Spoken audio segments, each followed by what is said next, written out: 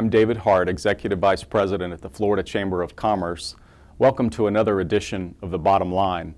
Our special guest today is Speaker-designate Steve Crisafulli. Welcome, Representative. Thanks for having me, David. So, Representative, recently you spoke on a panel at the Florida Chamber's Capitol Days that was focused on Florida's long-term water supply needs. We know that by the year 2030, we're going to need an additional 28% of water beyond what we currently use every day today in Florida. You've been a real advocate for the need for a statewide comprehensive plan. What are you looking at when you become Speaker? Well, thank you. And obviously this is an issue that I've been focused on not just this year, but certainly since the time I've come into the process. I've kind of been siloed into the world of agriculture and natural resources, and this is kind of the home run for that silo. But one thing we got to be conscious of is to your point, the future for Florida is bright, and to continue to fill the needs of the future, it's going to take water. It's a precious natural resource that we need to be focused on here in Tallahassee, and not only myself, but the agricultural commissioner has been very focused on it, and Andy Gardner, the president-elect in the Senate, is focused on it. So together, we'll be able to work together to work on a comprehensive approach, as you mentioned, and not only is it quality, but it's certainly quantity as well, and whether it's dispersed water storage and other opportunities for the future needs. And you mentioned how much water we're going to need in the future.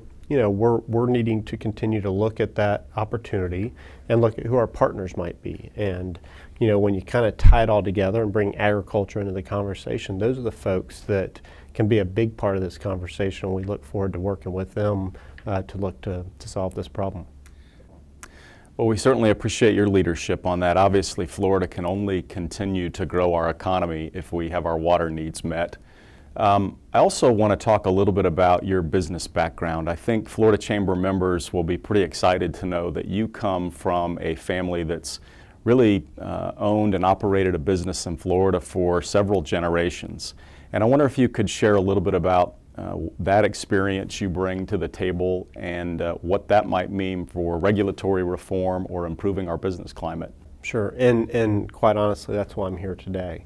The reason I ran for the legislature was because the only thing standing between my family's business success was government. And 9 times out of 10, it was usually an issue with a regulatory component of whether it be local government or state government that was making myself, because I was the one that had to go work on these things, beat my head against the wall on a regular basis. So, regulatory reform has been a big issue in the last couple of years, especially under the leadership of Governor Scott.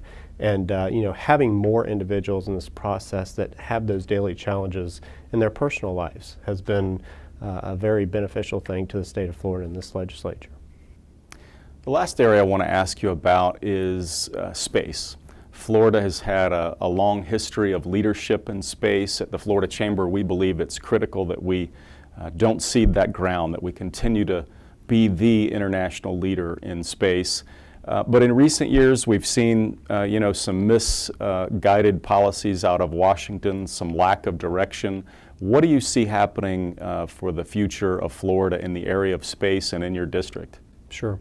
Well, having the Space Center in my backyard, it's certainly been something that's been near and dear to me. When I came into this process and getting elected in 2008, that was right at the pinnacle of kind of the ending of the shuttle program. And there was a lot of uncertainty in the area that I live in, but fortunately we've had an opportunity to continue to build the economic development agencies in our state, and using Space Florida as that platform has been good for all of us. And I see a very bright future. I think the commercial space industry has great opportunity for the future in Florida, and I will give Space Florida a lot of credit. They've gone out there and beat the bushes and tried to make sure that they've been able to use the infrastructure that's in place and try to find opportunities for those that are looking to launch. Well, Speaker-designate Crisafulli, thank you for joining us, and to our viewers, thank you for joining us on another edition of the Florida Chamber's Bottom Line.